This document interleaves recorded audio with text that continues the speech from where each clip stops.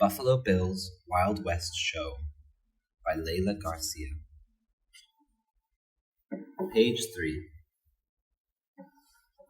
On April 18, 1887, the steamship, the State of Nebraska, arrived in Great Britain. It had taken almost 3 weeks to cross the rough seas of the Atlantic, so the passengers who were more than ready to get off the crowded ship and onto solid ground. These voyagers weren't used to being cooped up. Who was aboard? The travelers included horses, donkeys, deer, elk, and even bison, not to mention cowboys, Indians, and some of the best sharpshooters in the world. Buffalo Bill's Wild West Show had arrived in England. Within a few weeks, they would host special programs to celebrate Queen Victoria's 50th year on the throne and perform for the other members of the royal family. Their series of sold-out shows for the general public would last for 5 months. This success underscored a fascination with the West that spread from the United States to Europe and beyond. Page 4. In the late 1800s, many people did not travel far. Most had never been to the West. Some had read stories about this vast land, but few had seen it. Over time, legends spread about the West, and people began to clamor for information about this new territory. They wanted to know what it was really like. One man had an idea about how to satisfy people's growing curiosity about the West. There were no movies or television then, but there were traveling shows. Similar to circuses, these shows went from town to town. Sometimes they offered musical acts. Sometimes they included plays, but no one had created a show about the West, at least not on the scale that Buffalo Bill, Cody, envisioned. Cody wanted to pack the flavor of the American West into a show that he could take on the road, giving crowds a glimpse of life on the frontier. Page 5. His production merged skits, music, shooting, and riding displays together into a fast-paced spectacle. Most people who saw the show were convinced it portrayed exactly how things happened in the West. Actually, the Wild West show was only partially informational. The rest was pure entertainment. Bill Cody's life was full of the kind of adventures that filled his show. William Cody was born in Iowa in 1846 and grew up on the prairies. At the age of 11, he took his first job as a messenger and cattle herder for a wagon train company. He left that job to pan for gold. When he was 14, he joined Pony Express, unable to resist an ad for skinny expert riders willing to risk death daily. Riding for the Pony Express, Cody learned the ways of the Western rider and scout. Then, as a young man, Cody enlisted to fight for the Union in the Civil War. Noting his skills as a horseman and tracker, the U.S. Army made him a scout and sent him on missions to gather information about the Confederate forces. In the dangerous fighting of that war, Cody proved a valuable soldier. He impressed many officers with his daring and competence. Page 6. This was just the beginning of Cody's service as an Army scout.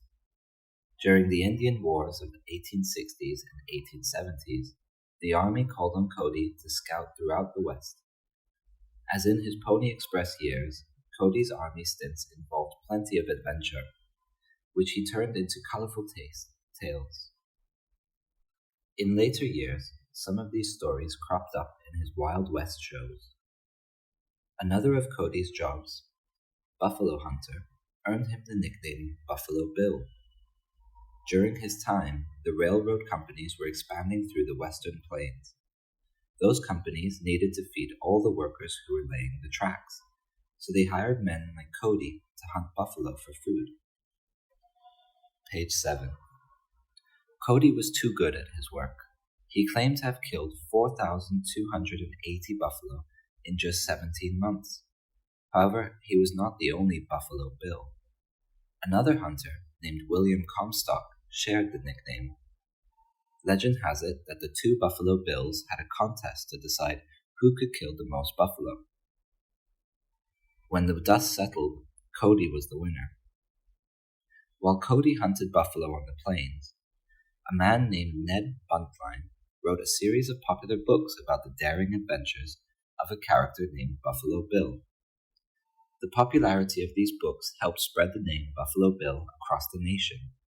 In 1872, Buntline persuaded Cody to take on the starring role in a play called The Scouts of the Prairie. Cody quickly became a star.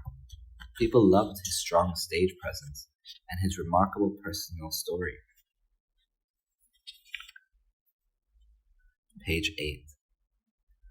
Huge crowds turned out to see the play, and Cody loved the attention so much that he began to consider a career in show business. He especially liked the idea of creating an outdoor show with real Indians, cowboys, and horses, and buffalo. And so the Wild West show began to take shape in Cody's mind. When Cody met a bright and capable producer named Nate Salisbury, his ideas became a reality. Together, Cody and Salisbury created Buffalo Bill's Wild West show. It was a spectacle. For 3 hours, audiences would sit glued to their seats, cheering for the cowboys in white hats and jeering at the black-clad villains. Cody claimed that the show symbolized the West for all who saw it. Once Cody and Salisbury had the show polished and ready for the public, they took it out on tour. Several weeks before a Wild West show came to a town, advance men arrived to whip up interest in the show. They covered the town with posters about the upcoming event. Some of these posters were as big as the side of a barn. They read, "The romantic West brought East in reality. Each scene instructive. A year's visit West in 3 hours." Page 10. The show drew people into its fast-paced action as soon as they arrived. There were heroes, villains, and plenty of drama. Here is what happened in one show. The opening featured a march of all the performers. Then it was off to the races. First, performers ran a half-mile dash on Indian ponies. In this event, 10 starters rode like the wind, tearing around the track and thrilling the audience. Then, before the audience had a chance to catch its breath, out rode a Pony Express rider, desperately trying to deliver his satchel of mail and change horses at the same time. Page 11. As the audience cheered for the Pony Express rider, a stagecoach packed with passengers appeared. An agent warned the driver that danger lay ahead. Then, suddenly, a band of nearly 50 Indians emerged and set out in pursuit of the stagecoach. The driver tried to outrun them, and just when it seemed the coach would be overtaken, out rode Buffalo Bill, leading a party of scouts. As he came to the rescue, the crowd erupted in applause and cheers. Page 12. Next, shots rang out and the audience ducked, but it was only a contest featuring sharpshooters like Buffalo Bill, who performed amazing feats with their rifles and pistols. Then came bucking broncos. As the broncos reared and charged around the arena, real cowboys chased and lassoed them. Before the audience settled down, a group of broncos stampeded toward the stands. But just as they were about to reach the audience, cowboys turned the broncos aside and herded them back into the corral. At last, the audience could let out its breath. The show was over. Fans went home feeling as if they had just taken a trip to the frontier and seen all there was to see. Over the years, a number of stars performed in Buffalo Bill's Wild West show. Hiring famous performers was one of Cody's favorite ways to keep fans packing the stands. The two most famous stars to perform with Buffalo Bill were Annie Oakley and Chief Sitting Bull. Page 13. Posters advertised Annie Oakley as Little Sure Shot, a wonder of the age. A tiny woman, Annie was the best sharpshooter of her time. One of her amazing feats was shooting a small glass ball as it twirled on the end of a string. She sighted the moving ball in a mirror, then shot it by aiming backwards over her shoulder. Sitting Bull, the Sioux chief, performed no such tricks. He simply sat on his horse, but his mere presence was enough to steal the show because he was described as the killer of Custer at Custer's last stand. The story of Custer's final battle against the Sioux was one of Cody's favorites to perform. Sitting Bull left the show after a year and returned home. He later said that he had participated in the show only to earn money for his people.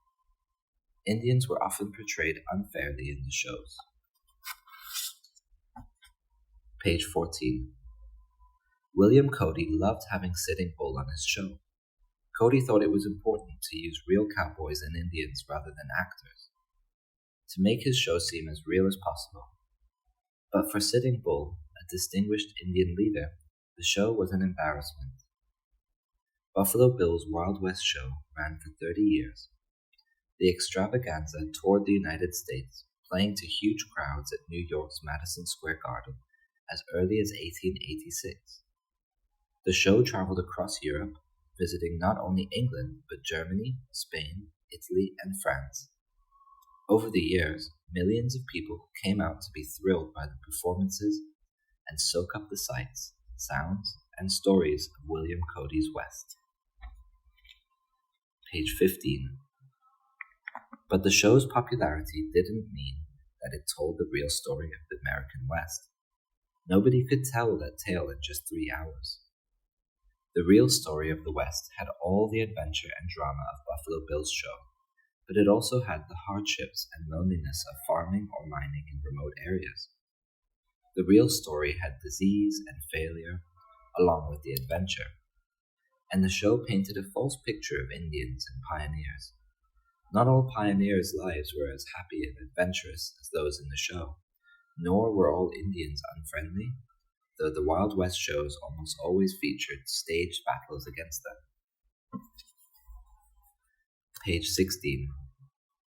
But Cody had created an indelible portrait of the West.